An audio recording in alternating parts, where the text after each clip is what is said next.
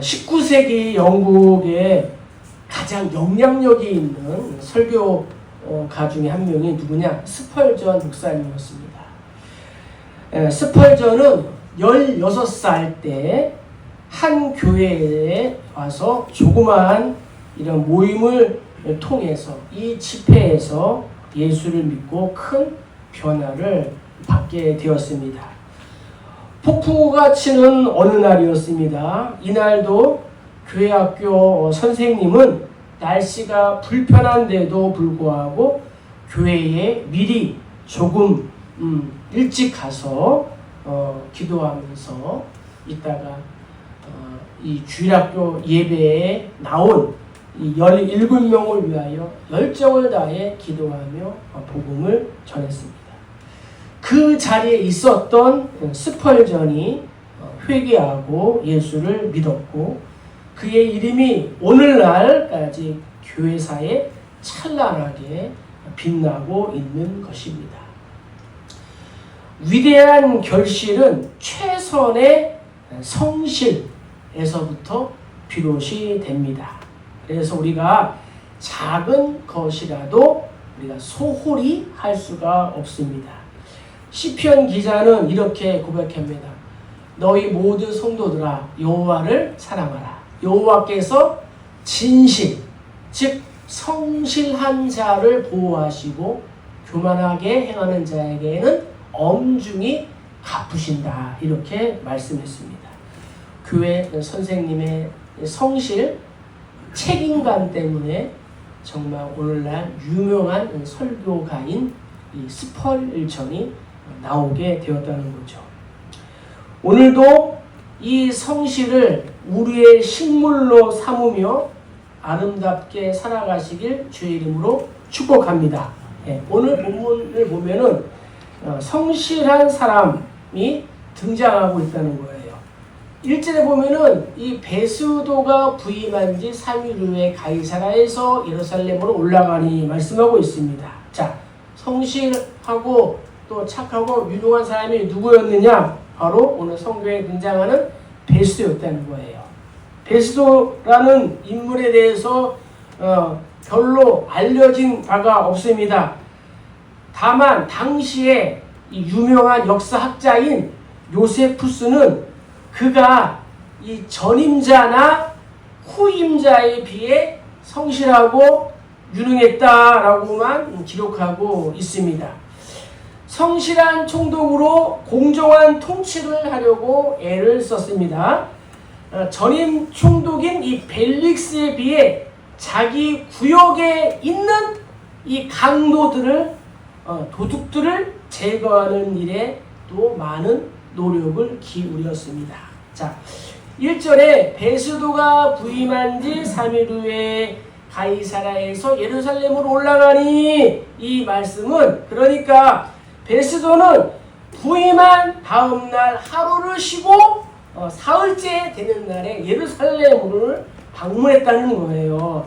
그러니까 새로운 곳에 처음 부임한 총독으로 자기 관할 구역의 실태를 하루라도 빨리 파악하고 싶었기 때문입니다.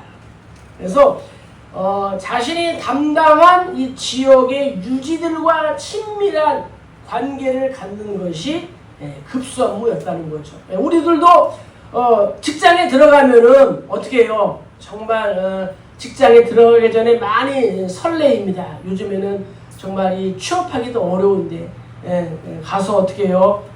이곳저곳을 살펴보고 또 내 자리가 어디인가, 식당이 어디인가, 화장실이 어디인가, 출입문이 어디인가 우리가 다 이렇게 파악한다는 거죠.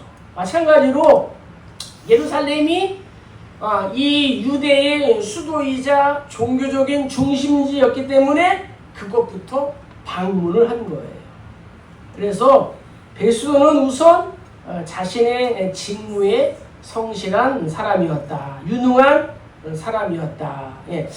대제사장들로 구성된 이 사내들인 이 공회는 이 새로 부임한 이 베스도가 아무것도 모를 것이다 라는 것을 악용해서 다시 한번 자신들이 잡고 있는 이 바울에 대한 재판을 또 청구하되 이 재판을 예루살렘에서 열도록 이렇게 총독에게 요청했습니다. 그리고 그 요청이 받아들여지면은 어떻게 해요?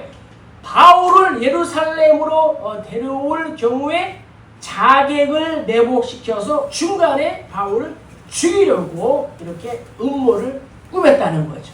그러나 새로 부임한 베스도는 유능한 사람이었어요.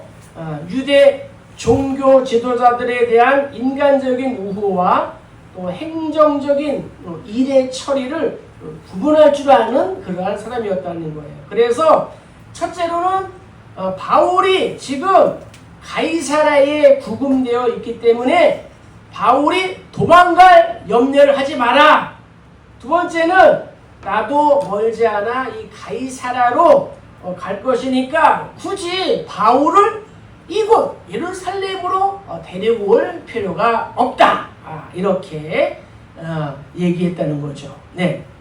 그러면서 바울에게는 로마 시민권이 있지 않습니까? 로마 시민권자였어요. 그래서 로마 시민인 바울을 예루살렘으로 데려와서 재판을 한다는 것은 바람직하지 못하다라고 이렇게 판단을 했다는 거예요.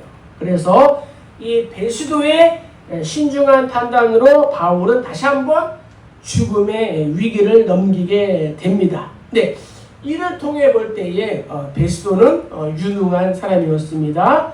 그리고 또 공정한 사람이었습니다. 왜냐하면 유대 지도자들의 이 억지스러운 주장과 또 전임 총독이 했던 일들을 돌아보며 또 현재 자신의 이 법적인 이 공정성이 어떻게요?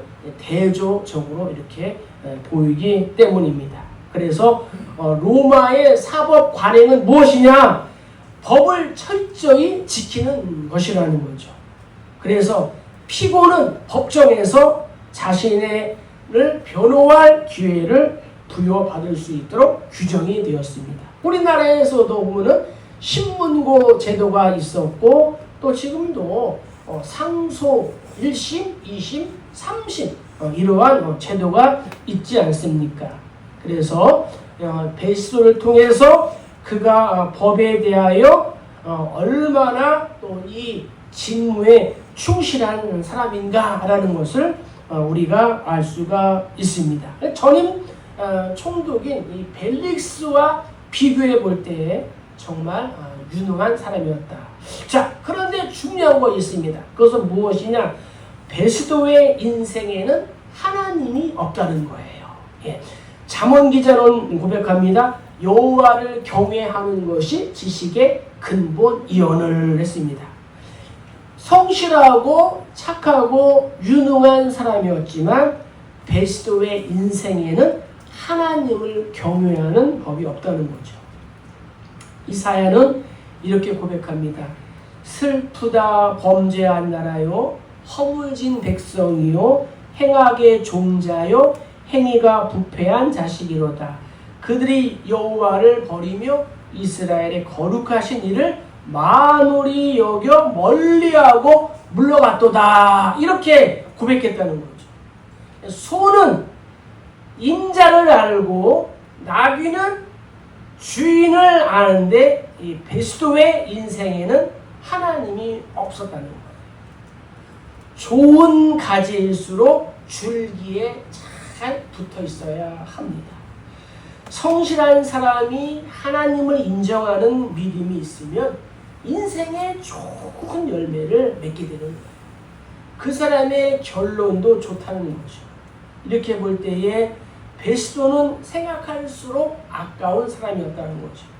그 좋은 성실이, 그 좋은 유능함이, 공정한 법 집행이 만약 하나님 안에서, 믿음 안에서 이루어졌다면 역사에 참으로 의미 있고 열매를 남겼을 거예요. 성도의 우리 역시도 우리가 성실하고 착하고 공정하되 그 안에 하나님이 없다면 아무것도 아니라는 거죠. 그래서 베스도의 경우를 통하여 하나님을 우선순위, 하나님을 알아가는 데에 우리가 정말 힘을 쓰고 애를 쓰기를 주의 이름으로 축복합니다. 자, 두 번째는 베스도는 어떠한 사람이었냐? 여론을 의식하는 정치가였다. 여론을 중시하는 정치가였다라는 거예요. 구절에 보면은 베스도가 유대인의 마음을 얻고자 하여 바울더러 묻되 내가 예루살렘에 올라가서 이 사건에 대하여 내 앞에서 신문을 받으려느냐. 전임 총독 벨릭스는 어떠한 사람이었습니까? 유대인의 이 여론을 무시한 채 통치하다가 로마로부터 강제 소환을 당했습니다.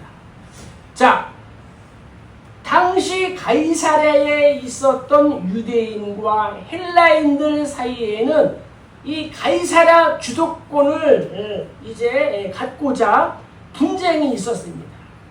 여기에는 전임 총독인 벨릭스의 사리 사욕과 잔인성이 크게 작용이 되었다는 거예요.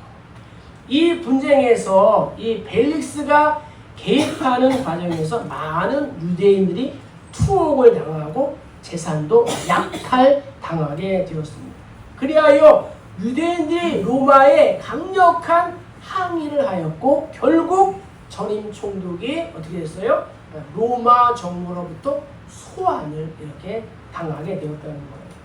자, 그래서 전임 총독이 소환되어서 엄한 형벌을 받아야 했으나 그의 형인 이 팔라스의 중재로 형벌은 면하게 되었다. 어쨌든 이 벨릭스는 어떤 사람이냐?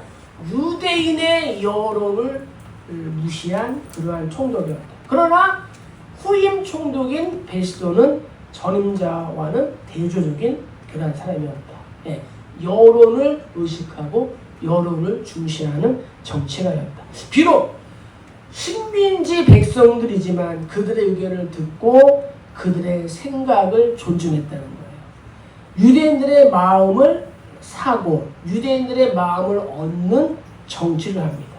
그래서 베스도는 아그리파 왕과도 지혜롭게 또 협력하고 또 로마 황제에게도 지혜롭게 이렇게 충성해서 바울의 변호를 위해서 구체적이고 합리적인 조서를 올리기 위하여 많은 노력을 했습니다. 자, 이러한 일들을 볼 때에 베스도는 아래로는 여론에 민감하고 옆으로는 동역에 능하고 또 위로는 또 지혜롭게 충성하는 그러한 사람이었다.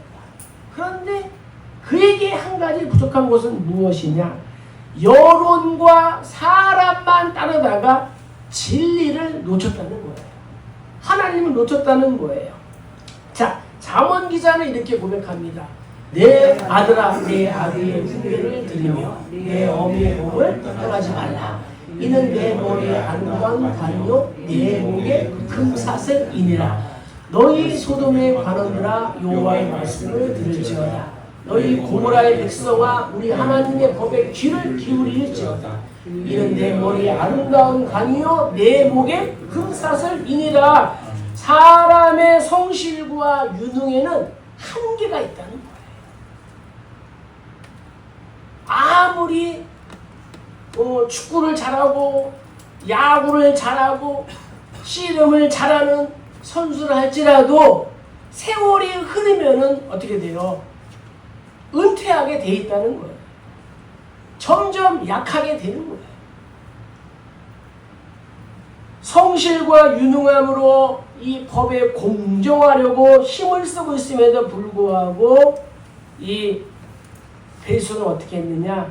여전히 이 바울을 불법으로 감금하고 있었던 것입니다.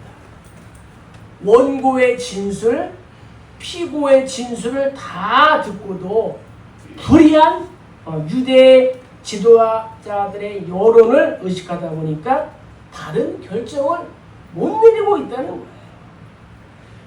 지금까지 진행된 재판 과정 역시도 정상적인 것이 아니다라는 것이 증명이 되었습니다.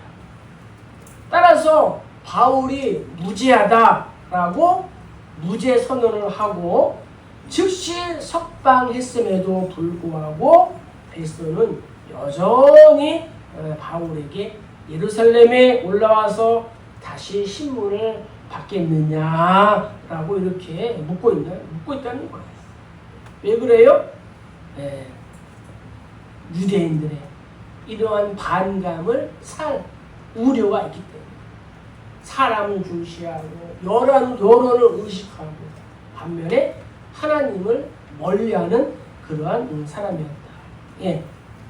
자, 여론이 분명한 이 잘못된 방향으로 흐르기 때문에 우리 예수 그리스도께서도 십자가에 못 박혀 죽임을 당하게 되었다는 거죠. 또 스데반 역시도 또 사람들에 의하여 돌로 쳐서 죽임을 당하게 되었고 바울 역시도 이러한 여론 때문에 사람들 때문에 감옥에 있음에도 불구하고 이 베스도는 자신이 유대인들의 여론, 유대인들의 이러한 환심을 사려고 하다가 진리, 막상 붙잡아야 할 이러한 진리를 놓치고 있었습니다. 유대인들의 마음을 얻을 수 있을지는 모르지만 하나님의 진리를 놓치고 있는 것입니다. 사랑하시는 성도님들, 요즘 우리가 사는 세상은 여론이 중요합니다. 또 여론을 따라갑니다. 여론이 그렇다 하면은 어떻게 해요? 그 자리에서 내려와야 됩니다. 네, 어쩔 수가 없어요. 그러나 이 여론이 진리보다는 중요하지 않다는 거예요. 왜냐? 여론은 늘 변합니다. 그러나 진리는 영원한 줄로 믿습니다. 풀은 마르고 꽃은 시드나 하나님의 말씀은 영원한 거예요. 갈릴레오 시대에는 지구가 온 우주의 중심에 있다는 생각이 여론이었습니다. 로마 교황까지 지구가 둥글고 돌고 있다는 이 갈릴레오의 이 지동설 주장을 묵살했습니다. 재판을 통해서 생명을 담보로 그의 이 글을 유효했습니다. 그러나 생각해 보십시오. 수백 년이 지난 오늘날 교황은 공식적으로 로마 카톨릭의 이러한 오류를 시인하게 되었다는 거죠. 베스도는 착하고 숭성되고 유능하고 성실한 사람, 여론을 의식하며 살았지만 진리, 하나님을 몰랐기 때문에 여론과 함께 역사 속에서 사라지게 되었습니다. 그는 참으로 진리가 되시는 예수님이 필요한 사람이었다는 거죠. 오늘을 살아가는 우리 역시도 예수님이 필요한 그러한 사람들인 줄로 믿습니다. 자, 그러면은 베스도에게는 기회가 없었냐? 아닙니다.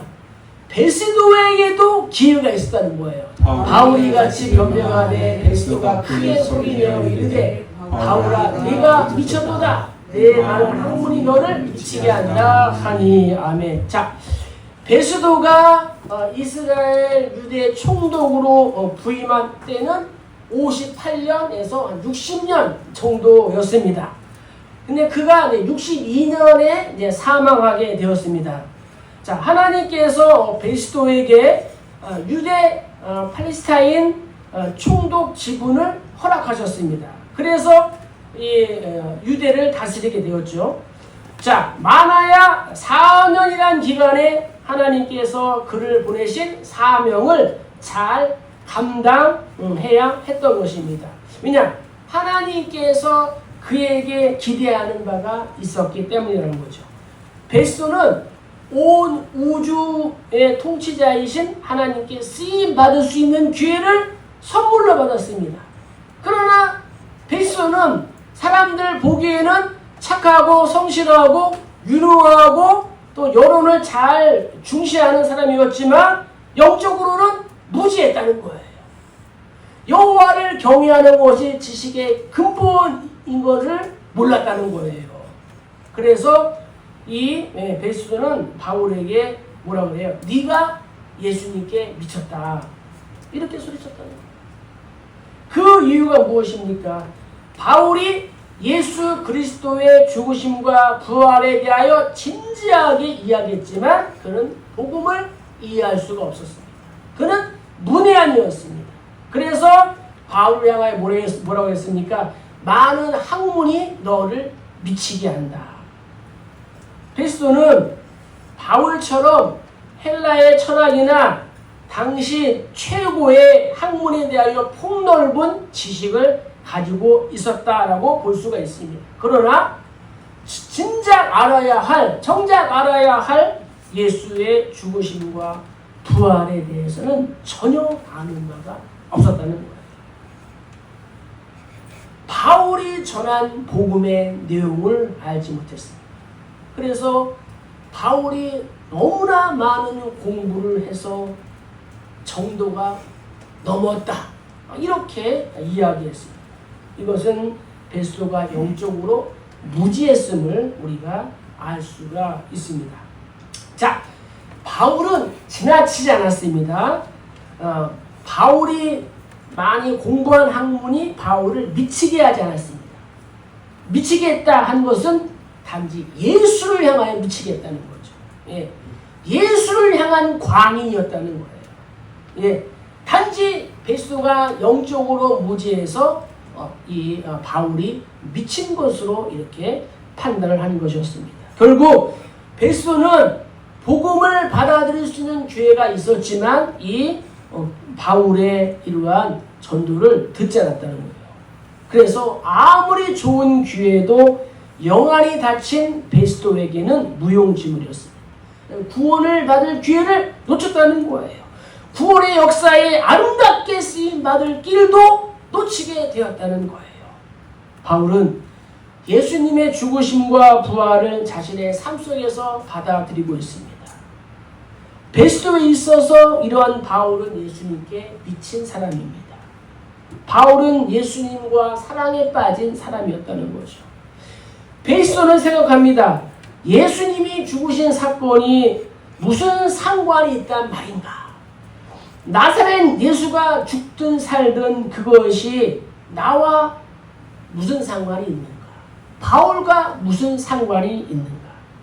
많은 사람들이 베스도와 같이 하나님께서 하신 일을 나와는 상관이 없는 일이다 라고 이렇게 생각을 합니다.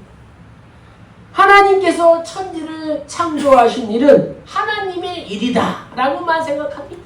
나는 나의 일이 있다. 나와 무슨 상관이 있는가? 그러나 성경은 하나님께서 예수님을 십자가에 내어주신 사건이 바로 나를 위한 일이다 라고 이렇게 선포하고 있다는 거예요. 그 예가 이사야 53장입니다. 그는 실로 우리의 질고를 지고 우리의 슬픔을 당하였거늘 우리는 생각하기를 그는 징벌을 받아 하나님께 맞으며 고난을 당한다 하였노라. 그의 찔림은 우리의 허물 때문이요 그가 상함은 우리의 죄악 때문이요 그가 징계를 받음으로 우리는 평화를 누리고 그가 채찍에 맞음으로 우리는 나음을 받았도다. 아멘. 사랑하시는 성도님들, 이제 말씀을 마칩니다. 세상에는 수많은 사건과 사고들이 있습니다. 이러한 사건을 들을 때에, 이러한 사고를 접할 때에 그 사건이, 그 사고가 나와는 아무런 상관이 없다고 생각하십니까? 그렇지 않습니다. 부모에게 있어서 자녀에게 일어난 일은 결코 작은 일이라도 상관이 있습니다. 부모가 하는 일은 자녀에게 중요한 일입니다. 마찬가지로 하나님께서 하신 일, 독생자 예수 그리스도 외아들을 우리에게 주신 일은 자녀된 우리에게 중요한 일입니다. 하나님께서 십자가에서 하신 일은 자녀된 우리를 살리기 위한 일임을 우리가 알아야 될 줄로 믿습니다. 베스도의 실패는 하나님께서 행하신 일에 무지했을 뿐만 아니라 하나님과 무관한 삶을 살았다는 점입니다. 자신에게 자리를 맡겨주신 하나님의 기대를 전혀 이해하지 못했다는 거예요. 쓰임 받을 수 있는 기회, 구원을 위해 주어진 시간은 영원한 시간이 아니었습니다. 그는 구원을 받을 수 있는 기회, 하나님께 쓰임을 받을 수 있는 기회를 붙잡아야 했습니다. 보라 지금은 은혜의 날이요 보라 지금은 구원의 날이로다. 그러나 안타깝게도 영적으로 무지했습니다. 이것이 바로 인간의 한계라는 거예요. 완전한 법은 오직 하나님의 말씀인 줄로 믿습니다. 아무리 성실하고 유능하고 능력이 있다 할지라도 그 안에 예수가 없으면 아무런 소용이 없는 것입니다. 다른 이로서는 구원을 받을 수 없나니 천하 사람 중에 구원받을 만한 다른 이름을 우리에게 주신 일이 없습니다 하였더라. 아멘. 성도인 우리는 오늘날을 살아가면서 뱀처럼 지혜롭고 비둘기처럼 순결한 삶을 살아야 될 줄로 믿습니다. 그렇게 살기 위해서는 말씀과 기도로 충만한 삶을 살아가야 한다는 거예요. 이번 한 주도 우리 모두 뱀처럼 지혜롭고 비둘기처럼 순결하고 하나님 말씀과 기도로 성령 충만하고 거룩한 경건한 삶을 살아가는 우리 모두 다 되시기를 주의 이름으로 간절히 축복합니다.